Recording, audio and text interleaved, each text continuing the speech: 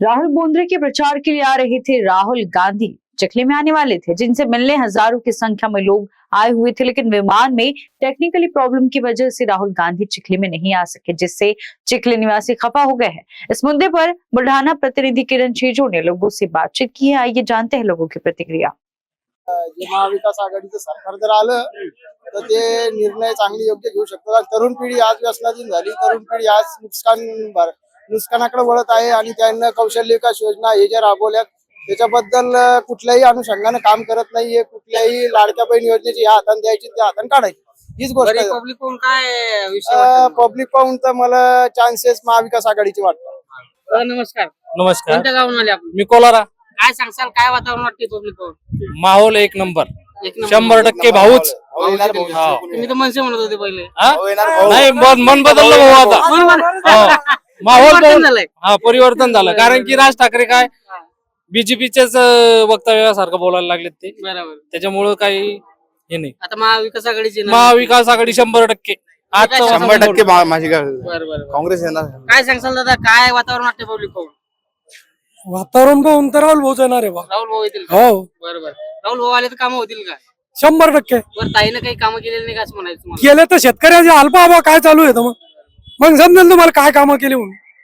हा? काय सांगसाल दादा, या कार्यक्रम अच्छा लगा क्या? एक नंबर लगा है. ये लोग बाकी की जा रहे हैं ऐसे जो बस नाश्ता करने जा रहे हैं. नाश्ता करने जा हाँ. रहे हैं। बरोबर. कितनी गाड़ियां आई तुम्हारे अमरापुर से? हमारे 20 से 25 गाड़ियां हैं अमरापुर में. कैसा माहौल कैसा लग रहा है अभी? एक नंबर माहौल लग रहा है. राहुल वो आएंगे क्या ऐसा? राहुल वो आएंगे, शिवर निकल जाएंगे. राहुल बाबू कहाँ से आए आप? गणेशपुर. क्या बोलेंगे राहुल बाबू के बारे में? कार्यक्रम कैसा लगा आपको? अच्छा लगा. ये लोग क्यों जा रहे इतनी बार? राहुल गांधी नहीं आया, उसकी वजह से सब लोग वापस जा रहे हैं. कार्यक्रम अच्छा नहीं हो रहा क्या? बहुत अच्छा हो गया, लेकिन जो चाहिए वो नहीं आया ना, उसलिए पब्लिक वापस जा वापस जा रही. काय सांगसाल, कसं काय वातावरण वाटतं इथे? एक नंबर वातावरण आहे. एवढी पब्लिक कोण असं वाटतं राहुल भाऊ बोंद्रे विजयी होतात 100%. नक्की होतात बरं, काम करते होते आल्यावर तुला असं वाटतं का तुम्हाला? 100%. 10 वर्ष त्याने कामच केले, विकास कामं केले, कुठल्याही प्रकारचं कमिशन नाही घाललं. मागच्या 5 वर्षात नुसतं इलेक्शन लढायचं, नंतर 20-20% कमिशन खायचं, एवढंच काम चालू होतं 5 वर्ष त्या पूर्ण.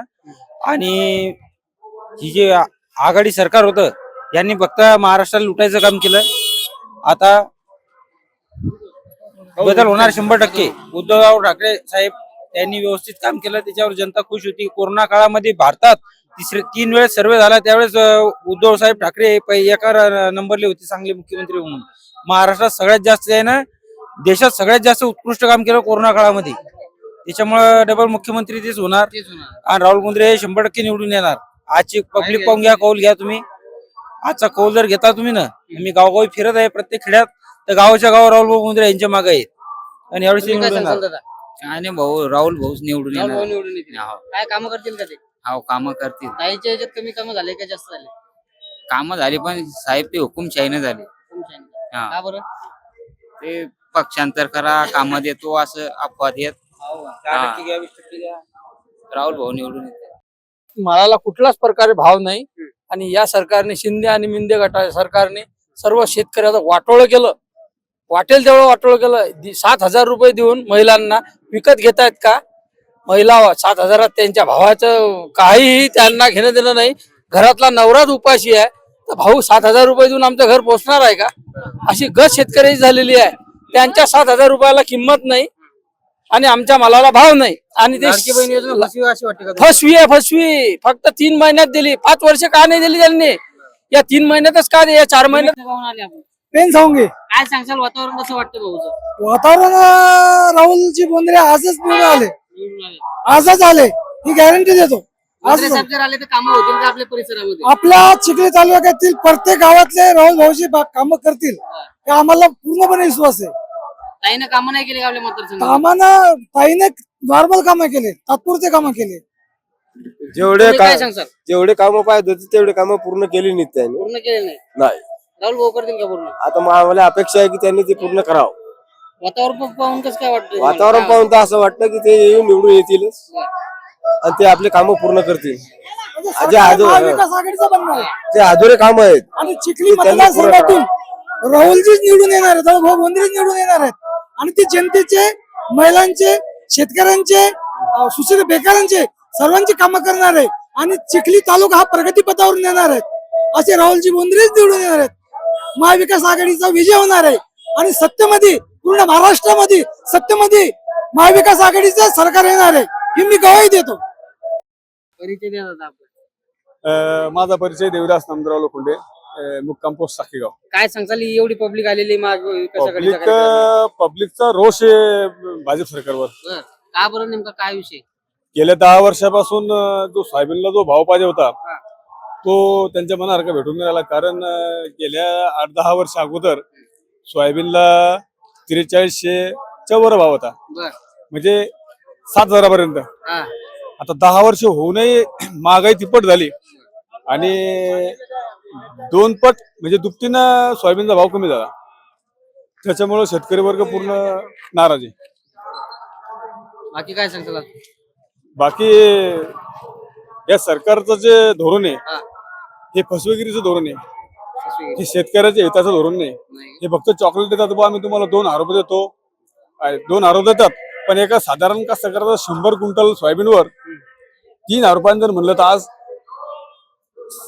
3 लाख रुपये एका शेतकऱ्याचं नुकसान आहे. शेतकऱ्याचं नुकसान असतं. शेतकऱ्याचं नुकसान आहे. 10 वर्षात एका शेतकऱ्याचं किती नुकसान आहे?